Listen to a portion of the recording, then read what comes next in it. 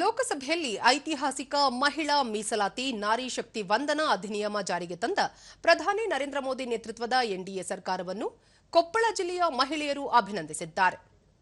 ದೂರದರ್ಶನದೊಂದಿಗೆ ಸ್ಥಳೀಯರಾದ ಮಧುರಾ ಕರ್ಣಂ ಮಹಿಳೆಯರು ಸಕ್ರಿಯವಾಗಿ ತೊಡಗಿಸಿಕೊಳ್ಳಲು ನಾರಿ ಶಕ್ತಿ ಮಸೂದೆ ಮಂಡಿಸಿ ಕಾನೂನಾಗಿ ಜಾರಿಗೆ ತರಲು ಹೊರಟಿರುವುದು ಸಂತಸದ ಸಂಗತಿ ಎಂದರು.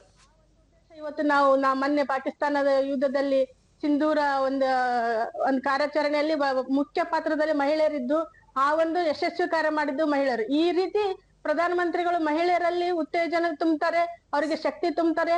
ಅವರು ಅನೇಕ ಯೋಜನೆಗಳನ್ನು ಮಹಿಳೆಯರನ್ನು ಮುಂದಿಟ್ಟುಕೊಂಡೇ ಮಾಡ್ತಾ ಇದ್ದಾರೆ. ಸ್ಥಳೀಯರಾದ ಕೀರ್ತಿ ಪಾಟೀಲ್ ರಾಜಕೀಯದಲ್ಲಿ 33% ಮೀಸಲಾತಿ ನೀಡುವ ಮೂಲಕ ಮಹಿಳಾ ಸಬಲೀಕರಣಕ್ಕೆ ಪ್ರಧಾನಿ ಅವರು ಹೊಸ ಭಾಷ್ಯ ಬರೆದಿದ್ದಾರೆ ಎಂದು ಅಭಿಪ್ರಾಯಪಟ್ಟರು. ಹಳ್ಳಿಗಳಲ್ಲಿ ಹೋದ್ರ ಶೌಚಾಲಯದ ವ್ಯವಸ್ಥೆಯನ್ನ ನೋಡಿದ್ರೆ ತುಂಬಾ ಖುಷಿ ಆಗುತ್ತ.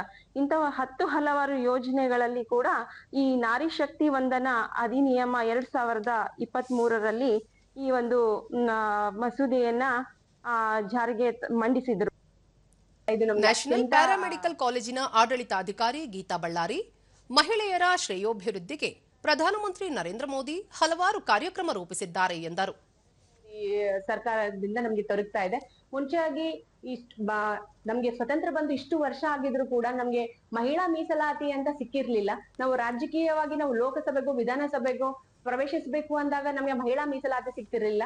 ಈ ಮೊದಲನೇ ಬಾರಿ ನಮ್ಗೆ 33% ಮಹಿಳಾ ಮೀಸಲಾತಿಯನ್ನ ನಮ್ಮ ನರೇಂದ್ರ ಮೋದಿ ಸರ್ಕಾರವು ನಮ್ಗೆ ತಂದ್ಕೊಟ್ಟಿದೆ.